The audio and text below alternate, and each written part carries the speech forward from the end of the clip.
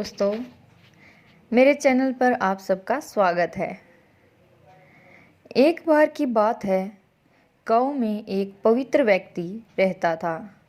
वह हमेशा स्वर्ग और नरक के बारे में जानने के लिए उत्सुक रहता था। एक दिन पवित्र व्यक्ति भगवान से मिला। जब वह भगवान से मिला तो उसने पूछा, प्रभु, क्या आप मुझे बता सकते हैं कि स्वर्ग और नरक कैसा है? भगवान मुस्कुराए और उसे दूसरी दुनिया में ले गए। वहाँ वे दो दरवाजे के सामने खड़े थे।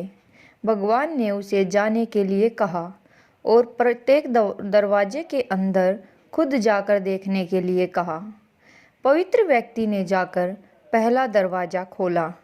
वहाँ उसने एक बड़ी गोल मेज देखी जिसके चारों ओर लोग बैठे थे।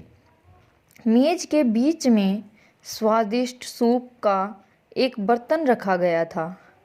वहाँ बैठे सभी लोगों के हाथों में बहुत लंबे चम्मच थे।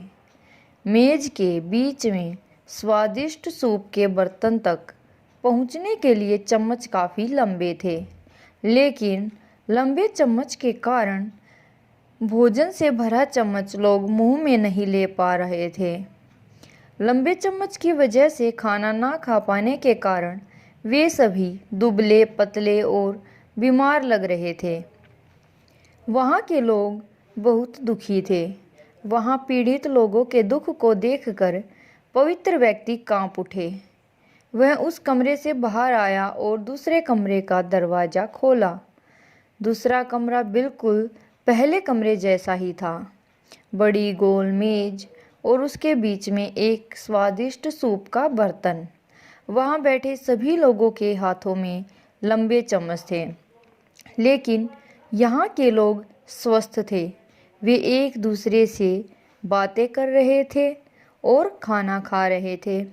पवित्र व्यक्ति यह देखकर प्रसन्न हुआ और उस कमरे से बाहर आ गया। फिर पवित्र व्यक्ति भगवान के पास गया और कहा, मुझे समझ नहीं आया कि दोनों कमरे एक ही जैसे हैं, फिर भी एक कमरा दुख से भरा है और दूसरा सुख से भरा है। भगवान ने उसे समझाया, आपने देखा कि लंबे चम्मच दूसरे को खिलाने के लिए ठीक ठाक हैं, लेकिन खुद को खिलाने के लिए ठीक ठाक नहीं हैं। आप जिस कमरे में पहले गए थे वह नरक था।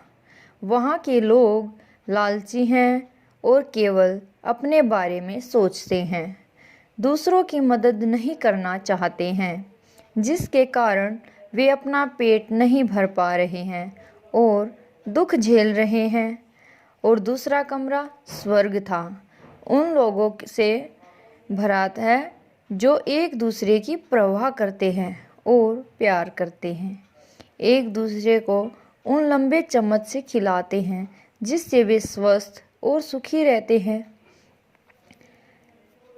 इस कहानी से हमें दोस्तों यही शिक्षा मिलती है कि हमें एक दूसरे का समर्थन और देखभाल करनी चाहिए, तो ही हम अपने जीवन को स्वर्ग बना सकते हैं और खुशी से जी सकते हैं।